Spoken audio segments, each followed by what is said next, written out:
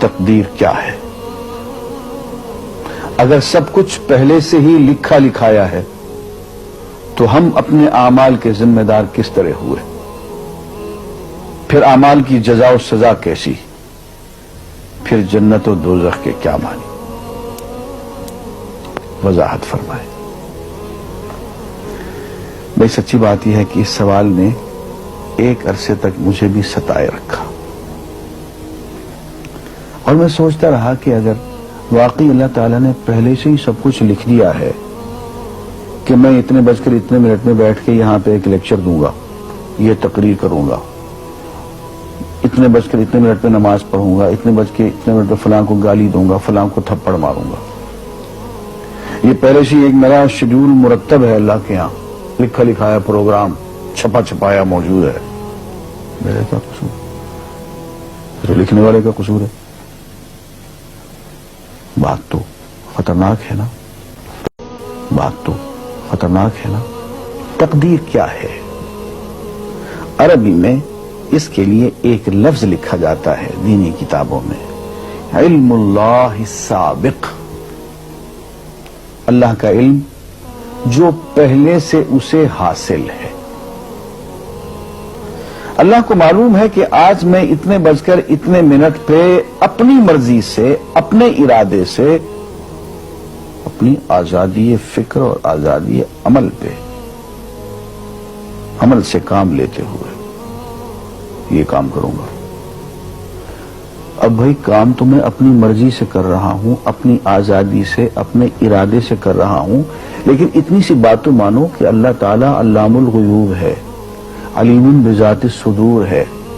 مجھے اپنے بارے میں پتہ نہیں ہے کہ کل 10:10 پہ میں کیا کروں گا، اس کو پتا ہے۔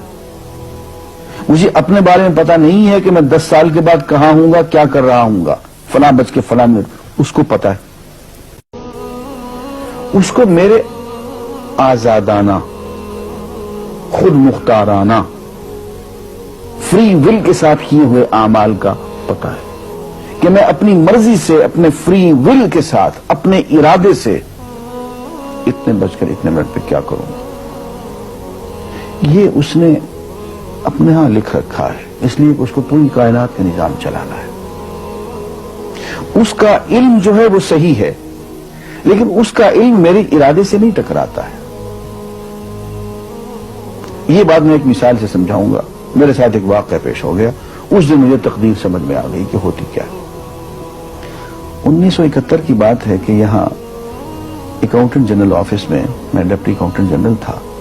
اس زمانے میں ایک مشہور نجومی تھا شیخ صادق، یہاں قلعہ گزر سنگھ میں رہتا تھا۔ وہ پتہ نہیں بیچارہ زندہ ہے یا فوت ہو گیا۔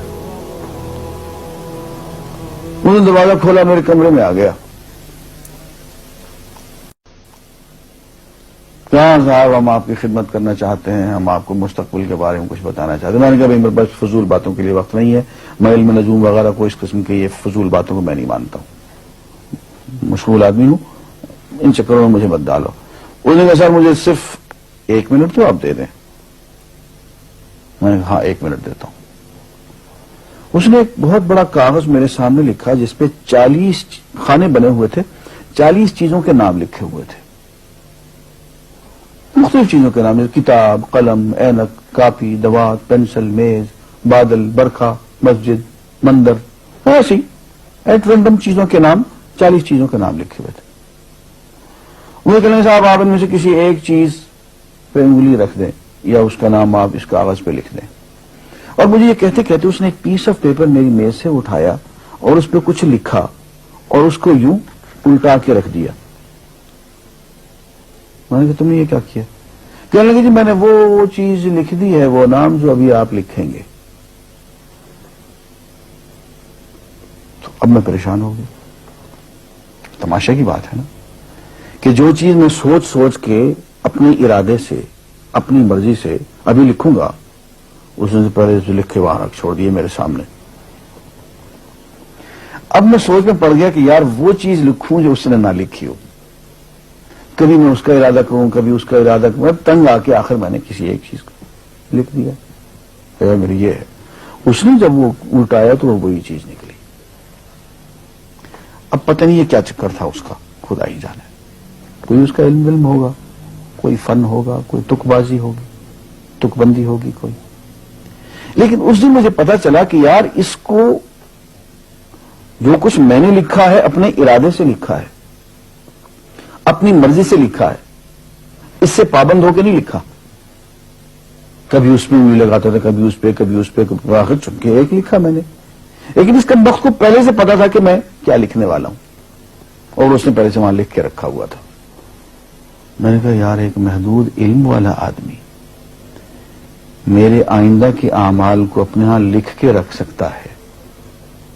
ہر چن کے وہ عمل میں اپنی مرضی سے کر رہا ہوں، اپنے ارادے سے کر رہا ہوں، کوئی مجبوری نہیں ہے اس میں. لیکن وہ میری مرضی والا عمل، میرے اپنے ارادے سے کیا ہوا عمل، پوری آزادی کے ساتھ کیا ہوا عمل، اس نے پہلے سے اپنے ہاں لکھ کے رکھا ہوا. یار اگر یہ انسان کر سکتا ہے تو رحمان کیوں نہیں کر سکتا؟ اس نے میرے سارے اعمال جو میں آئندہ چل کے کرنے والا ہوں، وہ سارے کے سارے اعمال اس نے اپنے یہاں لکھ کے رکھے ہیں.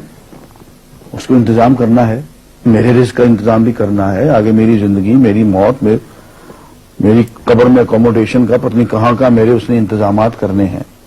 تو میرے بارے میں اس نے سارا کا ڈیٹا کلیکٹ کر کے رکھا ہوا ہے اپنی انفارمیشن کے لیے کہ یہ اپنی مرضی سے کیا کیا کچھ کرے گا. تو اس کے لکھے ہوئے ہونے سے میری مرضی ختم نہیں ہوتی، میری ذمہ داری ختم نہیں ہوتی، میرا ارادہ، میری فری ول ختم نہیں ہوتی. یہی وجہ ہے کہ ہم جو اعمال کرتے ہیں اس میں سے اللہ تعالیٰ اس کی کچھ ذمہ داری ہم پہ ضرور ہوتی ہے. کچھ کام اللہ تعالیٰ کا ایک نظام ہے، اس میں شاید ہماری ذمہ داری نہ ہو، وہاں جبر ہو. لیکن کچھ اعمال ایسے ہیں جن میں خالصتاً ہمیں آزادی حاصل ہے، ہمیں اختیار حاصل ہے، ہم ان کے ذمہ دار ہیں، ہمیں ان پہ جزا ملے گی، ہمیں ان پہ سزا ملے گی، اللہ تعالیٰ بچائے. اور جزا ملے گی تو جنت ہوگی، سزا ملے گی تو دوزخ ہوگی. لیکن آزادی عمل اور ارادہ ضرور ہے. یہ الگ بات ہے کہ اللہ تعالیٰ کو پہلے سے ہی معلوم ہے کہ ہم اپنے ارادے سے اور اپنی آزادی اور اپنی مرضی سے ہم آج اور کل اور پرسوں اور سال بھر کے بعد اور 10-20 سال کے بعد ہم کیا کیا کریں گے اس کے ہاں لکھا ہوا ہے. وَعِندَهُ عِلْمُ الْكِتَابِ، اس کے ہاں سب کچھ لکھا ہوا ہے. لیکن ہم جو کرتے ہیں اپنے ارادے سے کرتے ہیں اور اس کے ذمہ دار ہیں. وآخر دعوانا الحمدللہ رب العالمین. Come explore Islam.